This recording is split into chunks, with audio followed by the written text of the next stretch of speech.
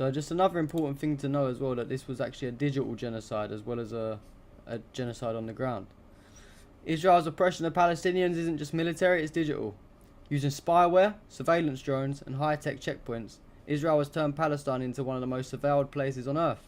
So let's expose the truth. So, Pegasus spyware. For those of you that don't know, it was developed by Israel's NSO group. Pegasus spyware has been used to hack the phones of Palestinian activists, journalists and politicians.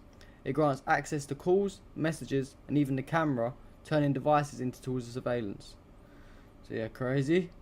Obviously mass surveillance in the West Bank. Israel uses advanced facial recognition systems to monitor Palestinians at checkpoints and in cities. Cameras everywhere, creating an open-air prison where every move is watched. They've got the Blue Wolf database. Israeli soldiers use an app called the Blue Wolf to catalogue Palestinians. It stores personal data, including photos, and soldiers are rewarded for capturing as much information as possible. It's an apartheid fueled by tech. Surveillance drones over Gaza. Drones buzz constantly over Gaza, collecting intelligence and targeting Palestinians. Many are armed, meaning they can surveil and strike within seconds. So Gaza's a testing ground for Israel's war tech as well. They've got high-tech checkpoints, which everyone probably knows about. Israeli checkpoints aren't just physical barriers, but they're actually hubs of digital control. Biometric scanners and advanced tech track Palestinians' movements daily, denying them even basic freedom of movement. They've been hacking Palestinian networks. Israel has actually hacked Palestinian communication networks to monitor conversations and suppress dissent.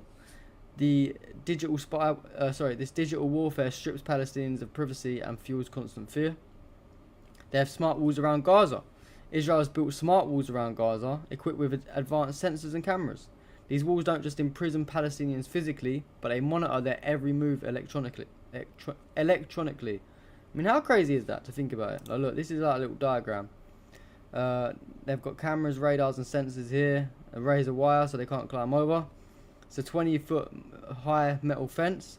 And it's got an underground concrete barrier going under there. And there's underground sensors that detect militant tunnels. I mean, absolutely fucking insane. The global export of surveillance tech. Israel tested surveillance tools on Palestinians before selling them worldwide. So they're actually using them as like test dummies, which is fucking sick in the head. From spyware to facial recognition, repressive regimes globally use tech developed on the backs of Palestinian suffering. They weaponize big data. Israel collects massive amounts of data on Palestinians using algorithms to predict resistance movements and target leaders. Surveillance isn't just reactive, it's preemptive and deeply invasive. Controlling the internet access in Gaza. Israel restricts internet access in Gaza, limiting speed to outdated 2G networks while the rest of the world moves forward. This makes communication, organising and sharing their reality with the world incredibly difficult. Even the internet is weaponised against the Palestinians. It's fucking insane. And despite being one of the most surveilled populations on earth, Palestinians continue to resist. From bypassing checkpoints to exposing spyware, their fight against digital apartheid is also relentless. So, bravo to the Palestinians. And in conclusion, Israel's oppression of Palestinians is powered by cutting-edge technology.